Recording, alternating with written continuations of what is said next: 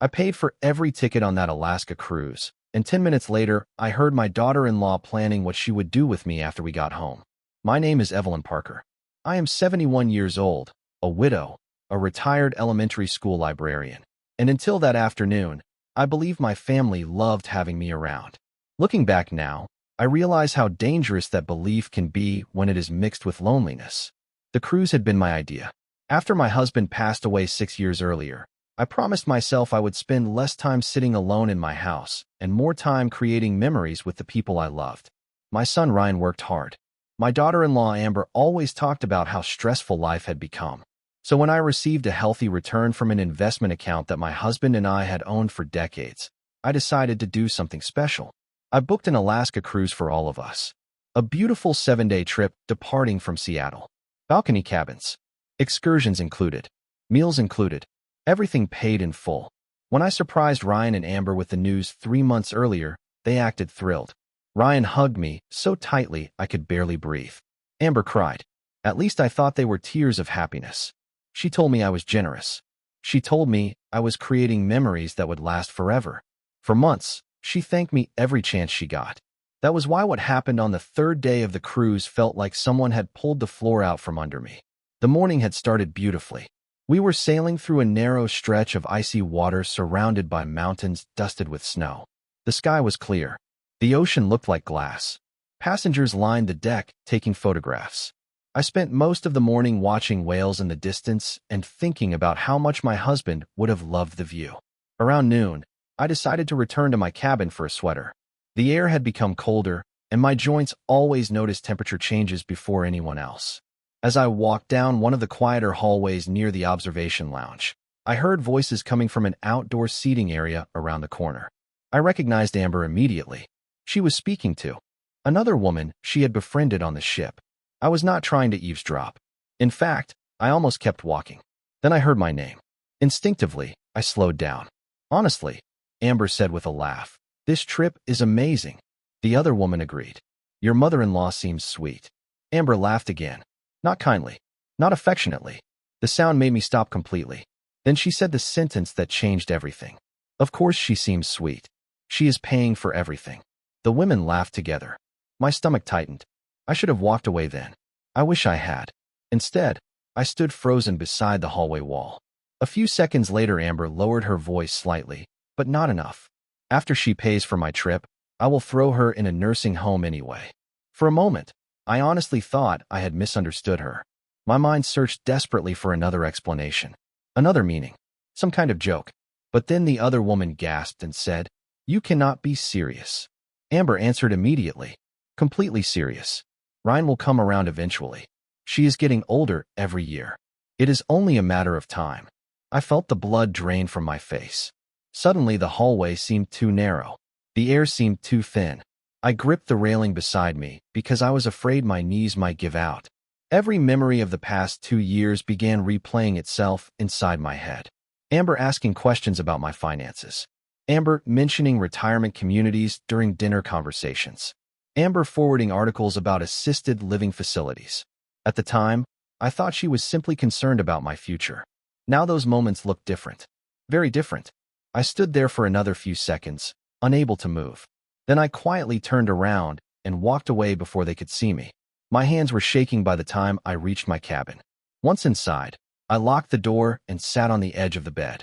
The ship continued moving smoothly through the water, but it felt as though my entire world had tilted.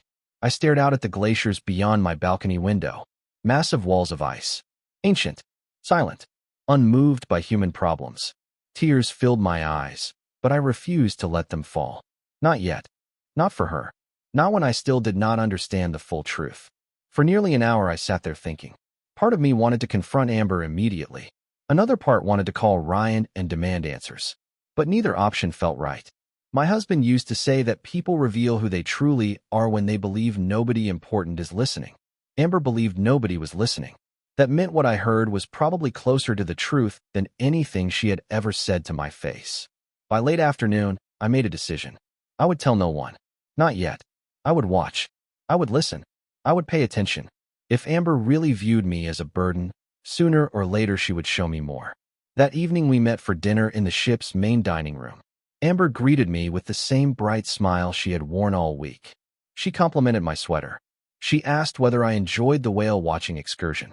She even thanked me again for bringing everyone on the trip. Across the table, Ryan looked happy and relaxed, completely unaware of the storm that had begun forming beneath the surface. I smiled politely. I answered every question normally. I laughed when appropriate. I played my role perfectly. But something fundamental had changed.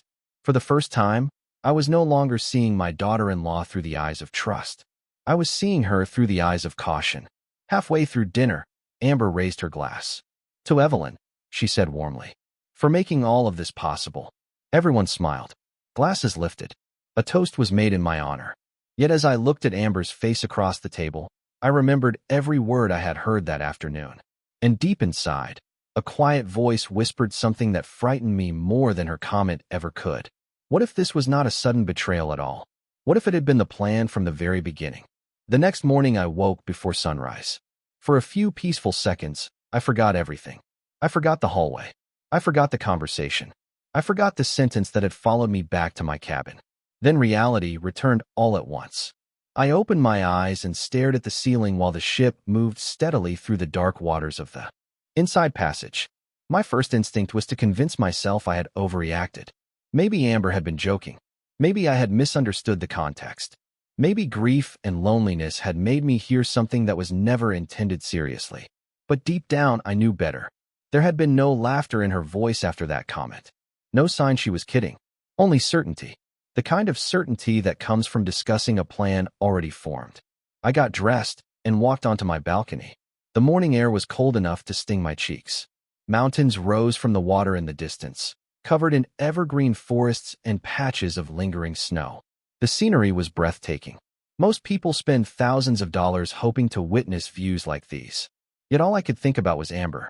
More specifically, I kept thinking about the confidence in her voice. People do not casually discuss putting someone into a nursing home unless the idea has already occupied their thoughts. That realization bothered me more than anything else. By the time breakfast arrived, I had made a decision. I would stop assuming. I would start observing. If Amber truly viewed me as a burden, evidence would reveal itself eventually. During breakfast in the buffet dining room, I watched more carefully than ever before. Ryan talked excitedly about an upcoming excursion. Amber smiled and nodded at the appropriate moments. To anyone else, she looked like a loving wife enjoying a family vacation. Yet now I noticed little things. Tiny details I might have ignored before. When Ryan mentioned future travel plans, Amber immediately asked whether retirement investments could support more vacations. When he joked about working until age 70, she brought up long-term care facilities. The comments were subtle, harmless on the surface, but once I started paying attention, I saw a pattern emerging. Throughout the morning, I kept my suspicions to myself. We visited a small coastal town during one of the scheduled excursions. Tourists wandered through gift shops and waterfront restaurants. Ryan bought souvenirs. Amber spent nearly an hour browsing jewelry displays. I smiled. I laughed. I posed for photographs. Outwardly, nothing had changed. Inwardly, everything had. Around lunchtime, something happened that made me even more uncomfortable. We were seated near a window overlooking the harbor when Amber casually asked a question. "Evelyn, have you ever thought about downsizing?" I looked up from my sandwich. "Downsizing? Your house is pretty big for one person." Her tone sounded innocent. Thoughtful even. "Have you ever considered moving somewhere with less maintenance?" Ryan barely reacted. Apparently, he had heard conversations like this before. I answered carefully. "Not really." Amber nodded. "I only ask because there are some beautiful retirement communities these days." Retirement communities. There it was again. The same topic. The same direction. The same interest. I took a sip of iced tea before responding. "I like my home." "Of course," Amber said quickly. "I just worry about you being alone." The words sounded caring. Yet now I found myself examining every sentence she spoke. Was she worried about me? Or was she worried about something else entirely? That afternoon, while Ryan participated in a guided fishing excursion, Amber announced she wanted to spend time at the ship's spa. We agreed to meet for dinner later. As soon as she left, I found a quiet chair near one of the observation decks and sat alone with my thoughts. The ocean stretched endlessly beyond the glass. Ice floated in the distance. A group of passengers pointed excitedly at a whale surfacing far below. I should have been enjoying myself. Instead, I was reviewing years of memories. One memory surfaced almost immediately. 6 months earlier, Amber had insisted on helping me organize financial paperwork after tax season. At the time, I thought she was being thoughtful, helpful. Now I remembered how many questions she asked. Questions about investments, savings accounts, insurance policies, property values. I remembered feeling slightly uncomfortable. I remembered changing the subject more than once. Another memory followed. Last Thanksgiving, Amber spent nearly 20 minutes discussing an assisted living facility that had recently opened near their neighborhood. She described the amenities in surprising detail. At the time, I assumed she had simply read an article. Now I wondered whether she had already been researching options. The more I reflected, the more uneasy I became. Small moments that once seemed disconnected now appeared linked together. Not proof, not certainty, but enough to make me cautious. That evening, we gathered for dinner in one of the ship's formal restaurants. The atmosphere felt elegant. Soft lighting, white tablecloths, large windows overlooking the water. A pianist played quietly in the corner. Ryan seemed happier than I had seen him in months. Watching him laugh made my heart ache. I loved my son deeply. That was why I had not told him what I heard. Not yet. I needed facts before I shattered his world. Halfway through dinner, Amber excused herself to take a phone call. A few minutes later, Ryan left for the restroom. I remained alone at the table. As I reached for my water glass, I noticed something sitting beside Amber's empty chair. Her phone. She had forgotten it. The screen lit up with a new notification. I was not trying to invade her privacy. In fact, I immediately looked away. Then another notification appeared. This one displayed part of the message preview. My eyes caught only a few words before the screen dimmed. But those few words were enough. Retirement options. Consultation available. I stared at the dark screen. My heartbeat quickened. Maybe it was coincidence. Maybe it was exactly what it appeared to be. Either way, I suddenly realized something important. Amber was not merely talking about these ideas. She was actively looking into them. A few moments later she returned, smiling as though nothing in the world was wrong. She picked up her phone and slipped it into her purse without noticing my expression. Then she asked if I was enjoying the trip. I smiled politely and said yes. But inside, a quiet certainty was beginning to form. And for the first time since overhearing that conversation, I started wondering whether Amber had already taken steps much further than I imagined. That night, I barely slept. Every time I closed my eyes, fragments of conversations returned to me. The hallway on the ship, the message, notification on Amber's phone, the repeated comments about retirement communities. Individually, each moment could have been explained away. Together, they formed a pattern I could no longer ignore. By sunrise, the ship was approaching another port. Passengers gathered along the decks with cameras and coffee cups, eager to see the scenery. I stood alone on my balcony, watching the coastline emerge through a layer of morning fog. The cold air cleared my thoughts. I needed facts, not assumptions, not fears. Facts. That became my goal for the rest of the trip. At breakfast, I behaved exactly as I had the day before. I smiled. I listened. I asked questions about the excursion schedule. Ryan seemed completely relaxed. Seeing him that way reminded me why I had remained silent. He loved his wife. Whatever was happening, I needed to understand it fully before dragging him into the middle of it. During the morning excursion, we boarded a sightseeing train that wound through mountains and forests. Tourists filled every seat. Guides pointed out waterfalls and historic mining sites. Ryan spent most of the ride taking photographs. Amber sat beside me. For nearly an hour, she chatted pleasantly about travel plans, home renovations, and a television series she had been watching. Anyone observing us would have seen a perfectly normal family relationship. Yet every now and then she slipped in another question. Had I updated my will recently? Did I still handle all my finances myself? Had I ever considered moving closer to them? The questions arrived casually, almost invisibly. But now I noticed every one. You know, Amber said at one point while looking out the window, a lot of people your age decide to simplify things. I smiled politely. What things? Their homes, their finances, their responsibilities. She shrugged. Life gets easier when professionals help manage everything. Professionals. Another interesting word. I simply nodded and turned back toward the mountains. The more she spoke, the more cautious I became. Later that afternoon, Ryan joined a group activity while Amber returned to the ship early. I told them I wanted some time alone to enjoy the observation deck. That part was true, but I also wanted time to think. I found a quiet corner near a large window overlooking the water and sat there for nearly 2 hours. As I watched the waves pass by, old memories resurfaced. One memory stood out more than the others. About 8 months earlier, Ryan and Amber had invited me to dinner. During the meal, Amber mentioned a retirement seminar being held nearby. She seemed unusually enthusiastic about it. At the time, I laughed and told her I was not ready for retirement seminars focused on assisted living. She had smiled and said, "It never hurts to plan ahead." I remembered feeling slightly uncomfortable then. Now I understood why. My instincts had been trying to warn me. I simply had not listened. That evening brought another unexpected development. We were walking through one of the ship's shopping areas when Amber received a phone call. She glanced at the screen and immediately stepped away. Ryan was examining souvenirs and did not notice. I was only a few feet away when Amber lowered her voice and answered. I could not hear every word. I was not trying to listen, yet certain phrases carried clearly across the quiet hallway. Not yet. A pause. After we get back. Another pause. No, she does not know. My heart began beating faster. Amber turned slightly, moving farther away. The rest of the conversation disappeared into the noise around us.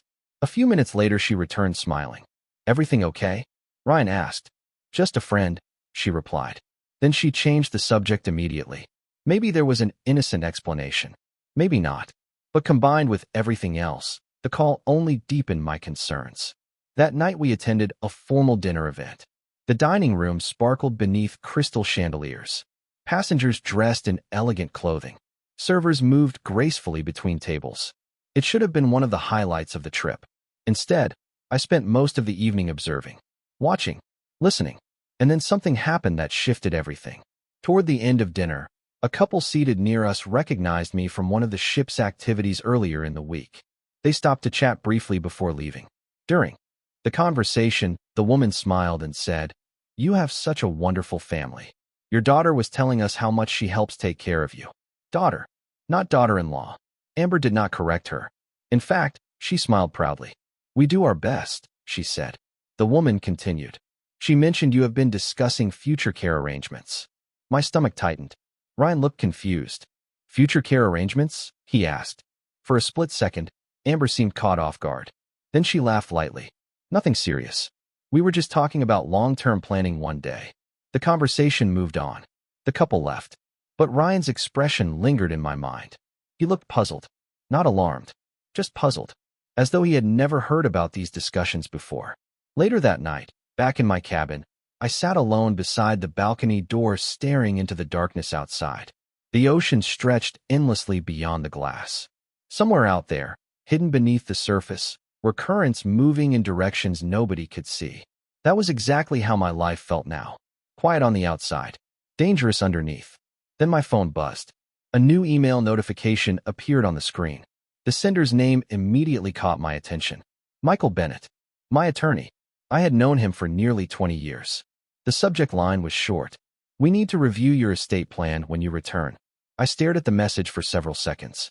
Then a thought entered my mind that had never occurred to me before. Maybe the person who needed to prepare for what was coming was not Amber. Maybe it was me. The final 2 days of the cruise passed differently than the first 5. Nothing had changed on the surface. Ryan still laughed easily. Amber still smiled at the right moments. We still attended excursions, shared meals, and posed for photographs against breathtaking Alaskan scenery. Yet every interaction now felt like part of a puzzle I was slowly assembling. After receiving Michael Bennett's email, I stopped focusing entirely on Amber and started thinking about my own future. Michael had been my attorney since shortly after my husband retired. He was careful, practical, and not the type of person who sent urgent messages without reason. The more I thought about his email, the more curious I became. Why contact me now? Why suggest reviewing my estate plan immediately after I returned? On the final evening of the cruise, I found myself sitting alone on the upper deck watching the sunset paint the horizon in shades of gold and orange. The ocean stretched endlessly in every direction. For years, moments like this had filled me with gratitude. Now they filled me with determination. If Amber truly had plans involving my future, then I needed to stop acting like a passive participant in my own life. I needed information. I needed preparation. Most of all, I needed control. The next morning, we disembarked in Seattle. The process was busy and chaotic. Passengers pulled luggage through crowded terminals while families searched for transportation. Ryan rented a vehicle for the drive home. Amber spent most of the morning on her phone. I noticed it because she kept stepping away during conversations. Each time she returned, she acted completely normal. Maybe she was speaking with friends. Maybe not. By then, I no longer trusted assumptions. The drive home took several hours. We stopped for lunch midway through the trip. During the meal, Amber casually brought up retirement communities again. This time she disguised the subject as a news story she had supposedly read online. "Some of these places are amazing now," she said while stirring her iced tea. "They have fitness centers, restaurants, movie theaters, everything." Ryan nodded politely but seemed uninterested. I watched quietly. "Some people move in years before they need assistance," Amber continued. "It makes life easier." I smiled faintly. "I suppose it depends on the person." "Exactly," Amber replied. "Planning ahead is smart." There was that phrase again. Planning ahead. Everything with Amber seemed to lead back to the same destination. When I finally arrived home that evening, relief washed over me. My house stood exactly as I had left it. The flower beds needed attention. A few newspapers waited near the front door. Familiar photographs still lined the hallway. The place felt warm, safe, mine. As I unpacked, I found myself appreciating ordinary things more than ever before. The creak of the hardwood floors, the scent of lavender in the living room, the sunlight falling across the kitchen table. For the first time, I truly understood what Amber's comments threatened. She was not talking about a building. She was talking about removing me from the life I had spent decades creating. The following morning, I called Michael's office. His assistant scheduled a meeting for the next afternoon. When I arrived, Michael greeted me personally. He was 62 years old, calm, professional, and impossible to intimidate. After a few minutes of small talk, he leaned back in his chair and folded his hands. "How was Alaska?" he asked. "Beautiful," I answered. "Complicated, but beautiful." Something in my tone made him study me more carefully. "Complicated." I hesitated. Then I decided to share part of the truth. Not everything, just enough. I told him about the overheard conversation, the comments about retirement communities, the questions regarding my finances. Michael listened without interrupting. When I finished, he remained silent for several seconds. "Evelyn," he finally said, "when was the last time we reviewed your estate documents?" "About 4 years ago." He nodded slowly. "That is longer than I would like." Then he opened a folder and began reviewing paperwork. For nearly an hour, we discussed trusts, beneficiaries, healthcare directives, property ownership, and financial accounts. The conversation was detailed and surprisingly eye-opening. One thing became very clear.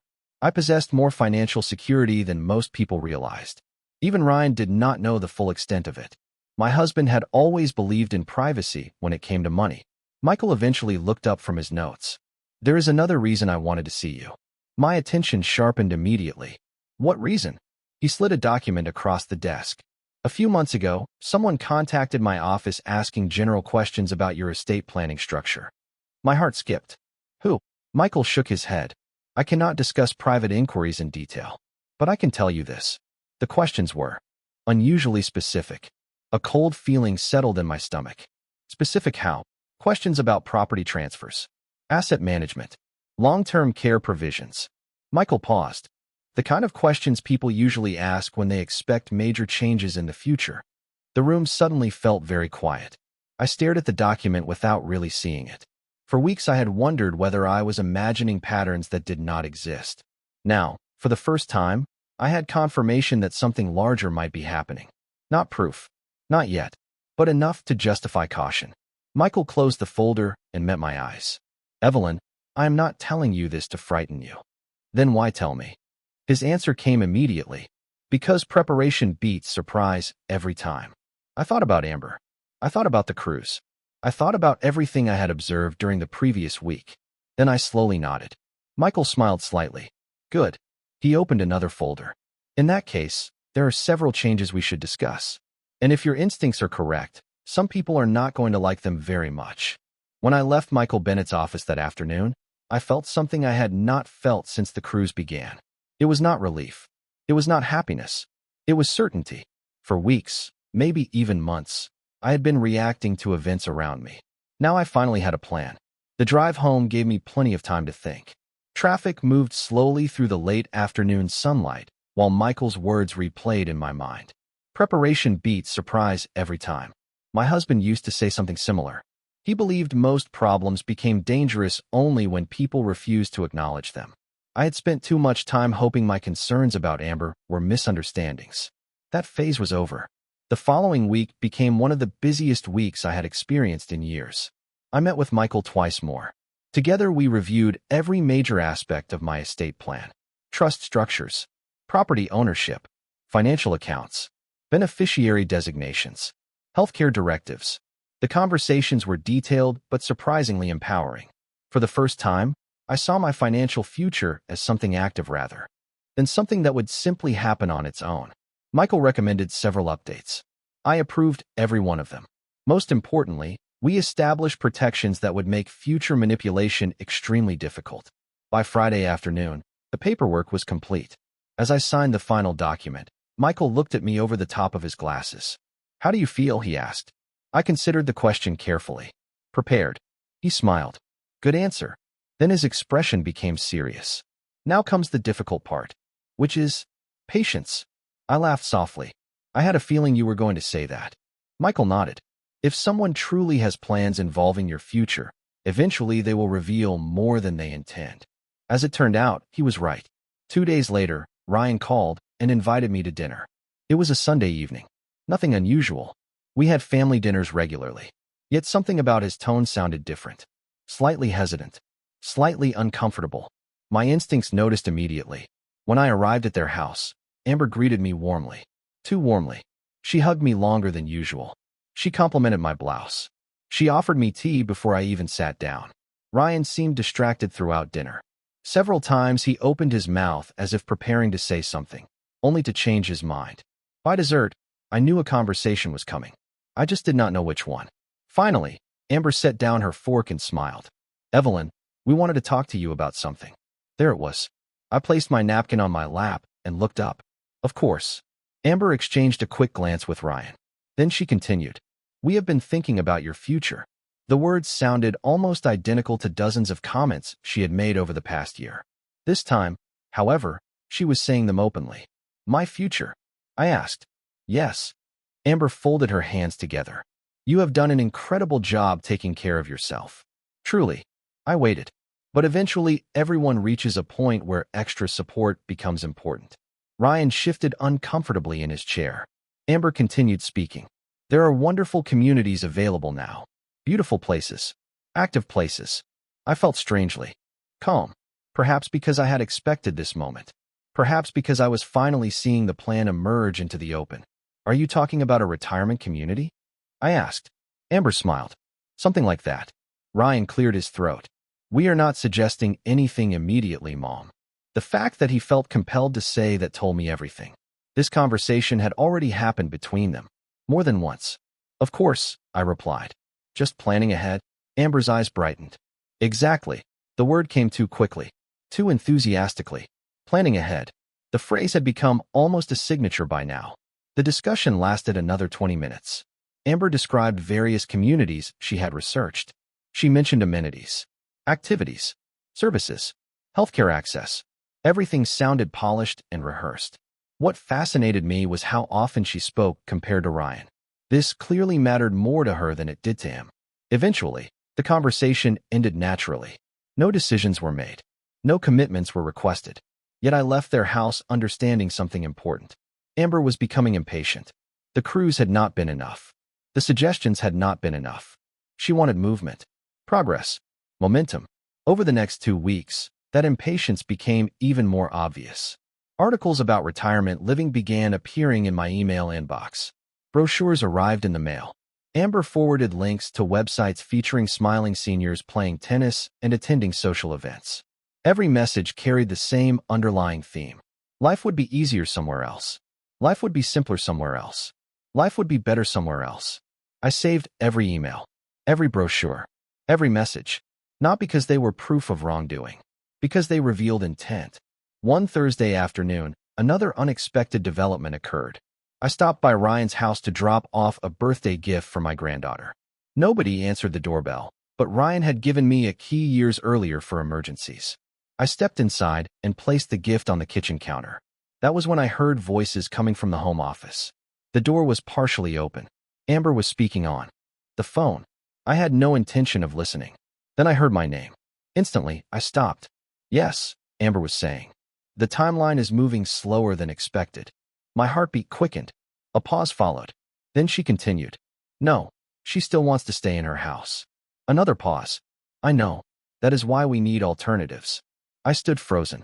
The rest of the conversation became muffled as she moved farther from the doorway. But I had already heard enough. Timeline. Alternatives. She was not casually discussing possibilities. She was actively pursuing a plan. Quietly, I stepped back and left the house before she realized I had been there. As I drove home, one realization became impossible to ignore. Amber believed she was guiding events toward a destination of her choosing. What she did not know was that every step she took was bringing her closer to a surprise she would never see coming. For the next several days, I did something that would have seemed impossible to me only a month earlier. I stopped arguing with Amber's suggestions. I stopped changing the subject. I stopped pushing back. Instead, I began agreeing with her. Not completely. Not obviously. Just enough. The change happened gradually. During one phone call, Amber mentioned a retirement community she had recently toured. Instead of dismissing the idea, I asked a few questions. During another conversation, she brought up downsizing again. This time, I admitted that maintaining a large house alone could sometimes be tiring. The reaction was immediate. I could hear excitement beneath her carefully controlled voice. It was subtle, but it was there. For the first time since the cruise, Amber sounded optimistic. Hopeful even, as though a door she had been pushing against was finally beginning to open. Michael warned me this might happen. If someone believes they are making progress, he had explained during one of our meetings, they usually become less careful. That prediction proved surprisingly accurate. Within 2 weeks, Amber's behavior changed noticeably. She called more often. She visited more frequently. She offered assistance I had never requested. On the surface, everything looked thoughtful and generous. Yet something about it felt strategic, like a salesperson nurturing a promising lead. One Saturday afternoon, she invited me to lunch at a charming cafe near a lake outside town. The weather was beautiful. Families strolled along walking paths. Sailboats moved slowly across the water. It should have felt relaxing. Instead, I found myself studying every word Amber spoke.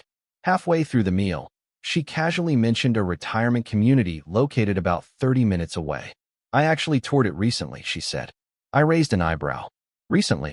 For a split second, she seemed surprised by her own wording. Then she recovered quickly. A friend was curious about it. A friend? Of course. I smiled politely. And what did you think? Her eyes brightened immediately. It was wonderful. For the next 10 minutes, she described the place in remarkable detail. The apartments, the dining options, the activities, the transportation services. She knew the monthly pricing structure.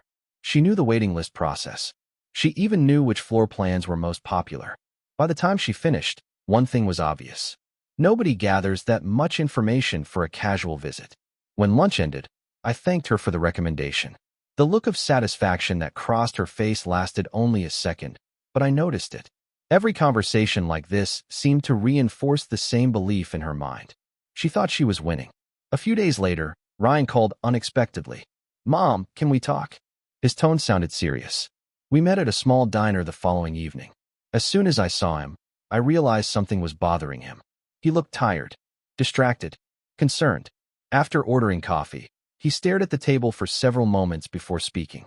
"Amber has been talking about your future a lot lately." There it was. Finally. "Has she?" I asked calmly. Ryan nodded. "More than usual." I remained silent. Eventually, he continued. "She says she is worried about you living alone." I stirred my coffee slowly. "And what do you think?" Ryan sighed. "I do not know." That answer surprised me. For the first time, uncertainty appeared in his voice. "She means well," he added. "At least I think she does." Think. Not know. Think. The distinction mattered. "Ryan," I said gently, "has Amber ever asked about my finances?" His eyes immediately narrowed. Why would you ask that? I shrugged lightly. Curiosity. He hesitated. Then he nodded. A few times. My pulse quickened slightly. What kind of questions? Mostly general ones. He looked uncomfortable. Investments. Property values. Retirement planning. I took a slow sip of coffee. Another piece of the puzzle settled into place. Ryan was beginning to notice things too.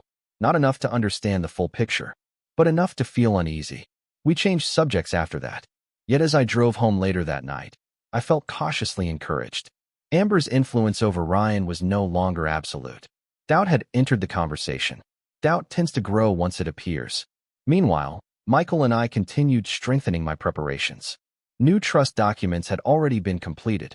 Asset protections were in place. Beneficiary structures had been updated.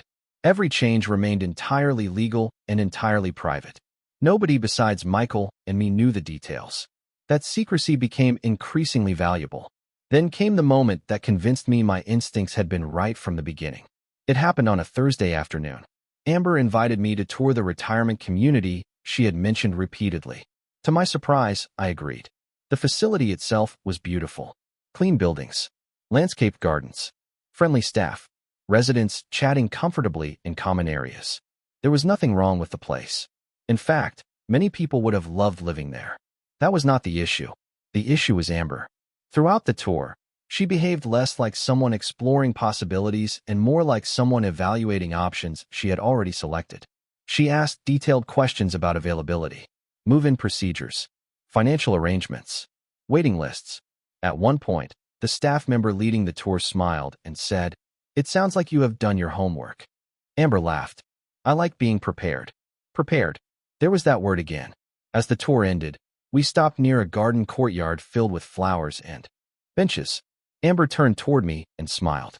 "What do you think?" I looked around thoughtfully. Then I gave her the answer she least expected and most wanted to hear. "I think I could see myself here someday."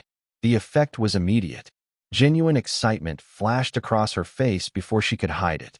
It lasted only a second, but it was enough. More than enough. Because in that single moment, Amber revealed exactly how much this mattered to her. And as we walked back toward the parking lot, I realized something important. She believed the hardest part was over. She believed I was finally moving in the direction she wanted. What she did not realize was that every step forward she celebrated was leading directly toward a trap she could not yet see. For the next month, I continued playing the role Amber wanted me to play. I asked occasional questions about retirement communities. I mentioned feeling tired after yard work. I even joked once about how much easier life might be if someone else handled home maintenance. Every comment seemed to encourage her. The more agreeable I appeared, the more confident she became. Confidence, I discovered, can be a very revealing thing. People tend to expose themselves when they believe they have already succeeded. One Sunday afternoon, Ryan and Amber hosted a family barbecue in their backyard. Several relatives attended. Neighbors stopped by. Children ran through sprinklers while adults gathered around picnic tables beneath the shade of large maple trees. It looked like the kind of gathering featured in holiday advertisements. Everyone smiling. Everyone relaxed. Yet beneath the surface, tension continued building. Throughout the afternoon, I noticed Amber bringing up my future repeatedly. Not directly. Never directly. Instead, she framed everything as concern. She told relatives how important it was to think ahead. She mentioned how difficult aging could become. She spoke about planning responsibly. Every comment sounded perfectly reasonable. That was what made them so effective. Nobody listening would have suspected another motive. At one point, I found myself standing near the dessert table with my sister-in-law Carol. We had known each other for nearly 40 years. Carol leaned closer and lowered her voice. "Has Amber always been this interested in retirement communities?" I nearly smiled. Apparently, I was not the only person noticing. "Why do you ask?" Carol shrugged. "Because she has mentioned them 3 times today." Before I could answer, Amber appeared beside us carrying a tray of lemonade. Her timing was remarkable, almost as if she had been monitoring conversations. "Everything okay?" she asked brightly. Carol nodded. "Just catching up." Amber smiled and handed us drinks. Then she immediately changed the subject. Later that evening, after most guests had left, something unexpected happened. Ryan asked if he could speak with me privately. We stepped onto the back patio while Amber cleaned dishes inside. The sun was beginning to set, casting long shadows across the yard. Ryan looked uneasy, more uneasy than I had ever seen him. "Mom," he said quietly, "can I ask you something?" "Of course." He hesitated before continuing. "Have you actually been thinking about moving?" The question did not surprise me. In fact, I had been expecting it. "Why do you ask?" Ryan looked down at the patio stones. "Because Amber keeps saying you are considering it." There it was. Finally. Not a suspicion, not an assumption. A fact. Amber had been speaking for me, telling people I was considering major life changes that I had never discussed with anyone. I chose my next words carefully. "I have looked at a few places." That part was true, but I have not made any decisions. Ryan nodded slowly. Relief seemed to cross his face. "Good." I raised an eyebrow. "Good." He sighed. "Honestly, Mom, I never understood why this became such a big topic." For the first time in months, I heard genuine frustration in his voice. "You are healthy. You drive. You travel. You volunteer twice a week." He shook his head. "Every conversation seems to come back to retirement communities lately." My heart ached for him. Ryan was beginning to see the situation more clearly, but he still could not see the full picture. I wanted to tell him everything. I wanted to tell him about the cruise, the hallway, the phone call, the comment that started it all. But not yet. The timing was not right. "People worry about different things," I said gently. Ryan nodded, though he did not seem convinced. The conversation ended there. Yet as I drove home later that night, I realized something important. Amber's impatience was creating problems she did not recognize. The harder she pushed, the more noticeable her behavior became. A few days later, Michael called. His tone sounded unusually upbeat. "I think it is time," he said. "Time for what?" "The final phase." I immediately understood. Everything we had done over the previous weeks had been preparation. The trusts, the legal protections, the updated estate documents, the beneficiary revisions. All of it was complete. "What happens now?" I asked.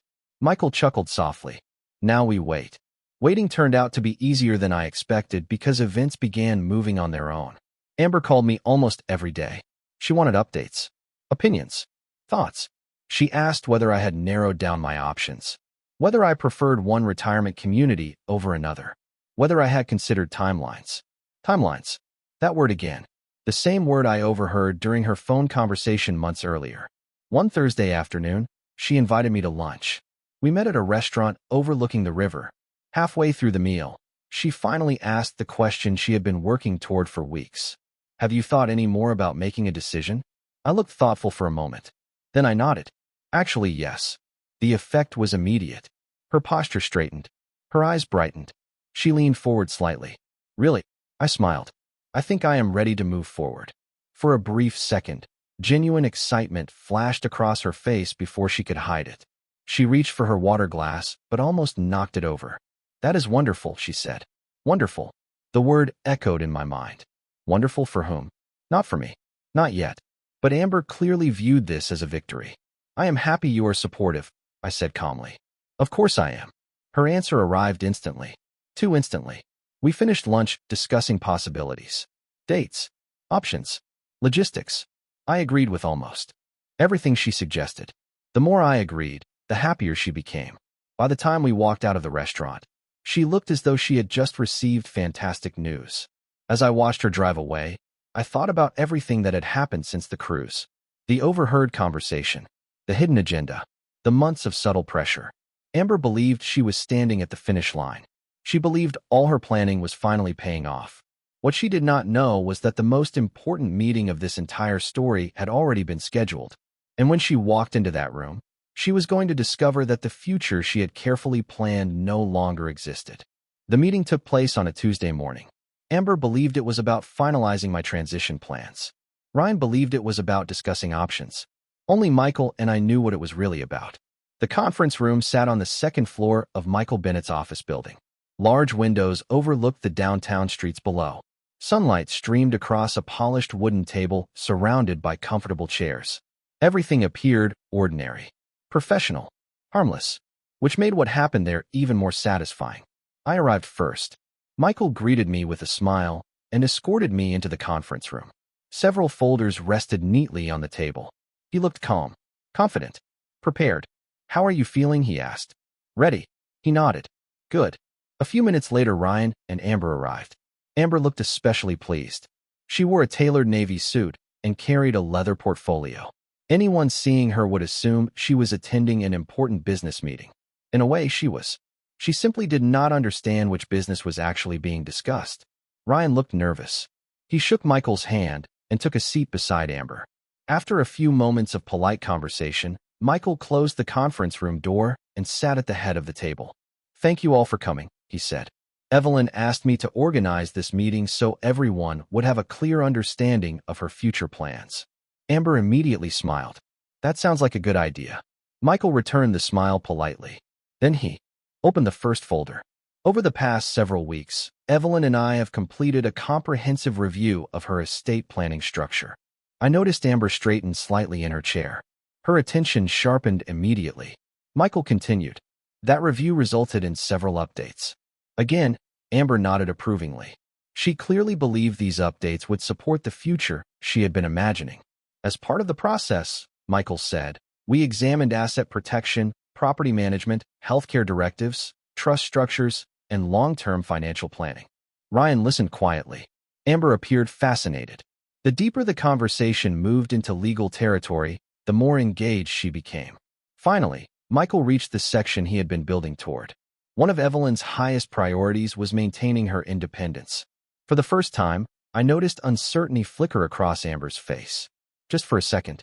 Then it disappeared. Michael continued speaking. "As a result, new legal protections have been established to ensure that all major decisions regarding housing, finances, healthcare, and property remain entirely under Evelyn's control." The room grew noticeably quieter. Amber blinked. "Of course," she said carefully. "That makes sense." Michael nodded. "I agree."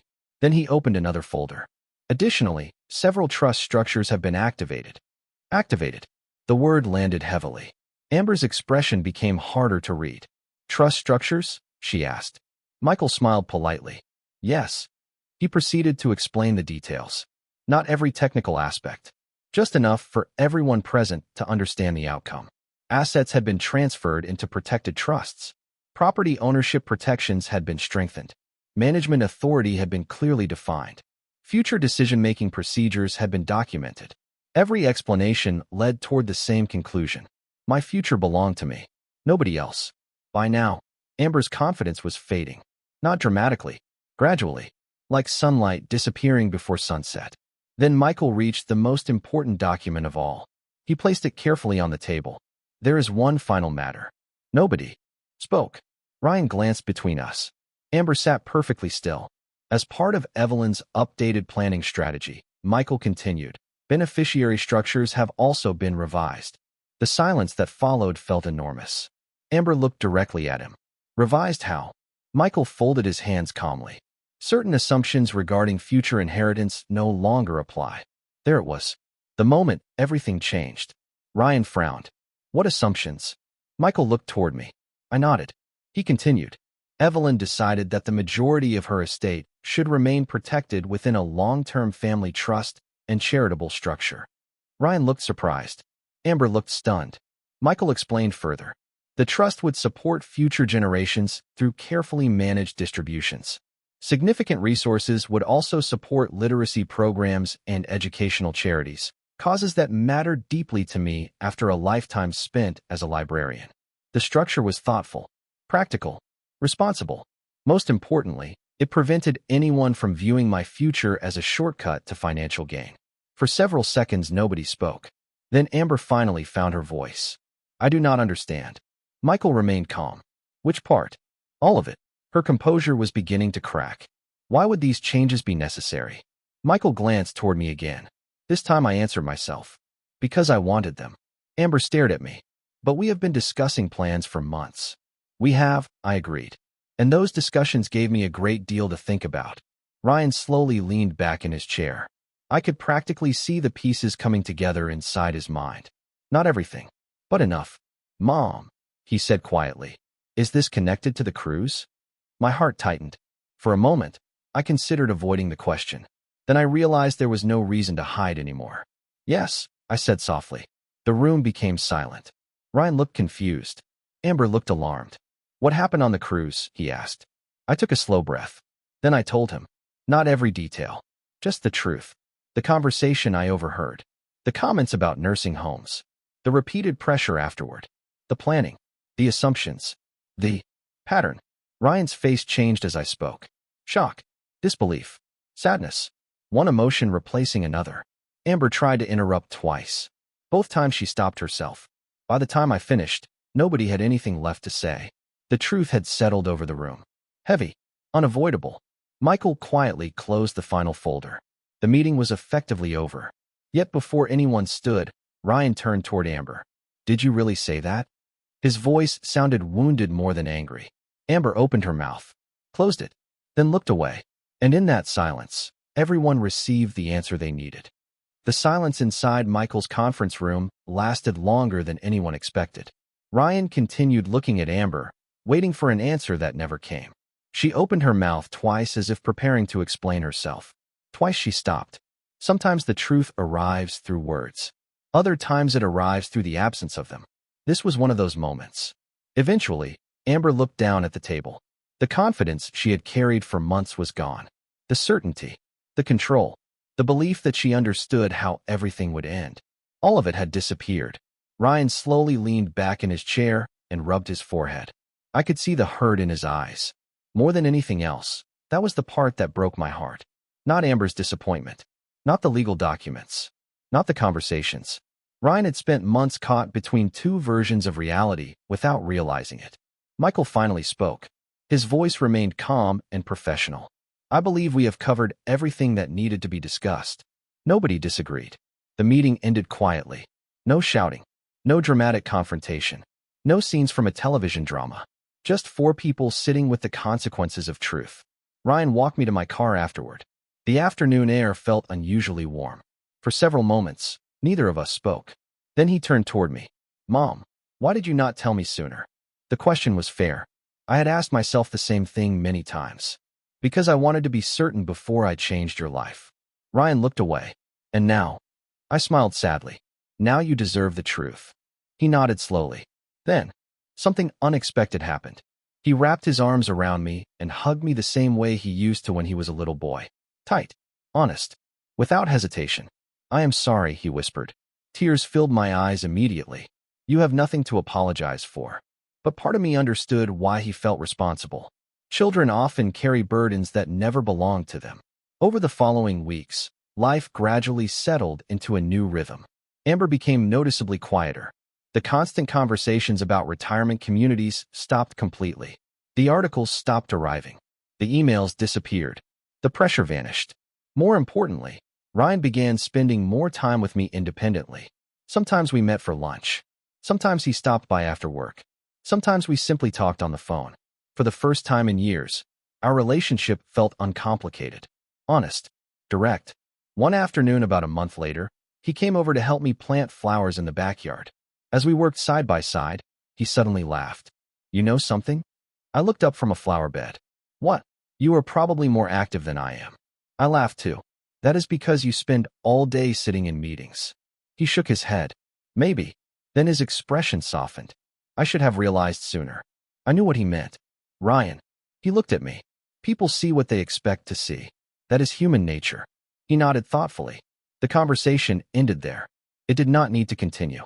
Some lessons explained themselves. A few months later, Michael invited me to lunch. We met at a small restaurant near his office. During the meal, he reviewed a few routine updates regarding the trust and charitable programs we had established. Everything was operating smoothly. The literacy initiative had already begun supporting local schools. Scholarship funds were being organized.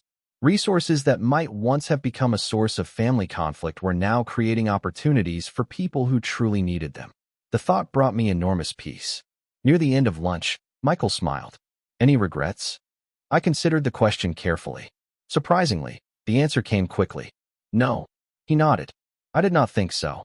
And it was true. I did not regret protecting myself. I did not regret preparing for the future. Most importantly, I did not regret trusting my instincts.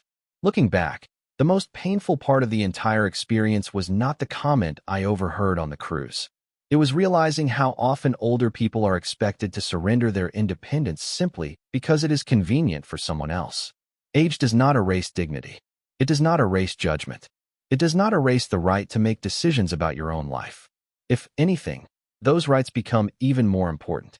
Nearly a year after the cruise, I found myself standing on the back porch one spring morning watching birds gather near the feeder my husband had installed years earlier. The flowers were blooming. The trees were green again. Everything felt peaceful. My phone rang. It was Ryan. "Morning, Mom." "Good morning. Just checking in." I smiled. "I am doing fine." "I know." He laughed. "You always are."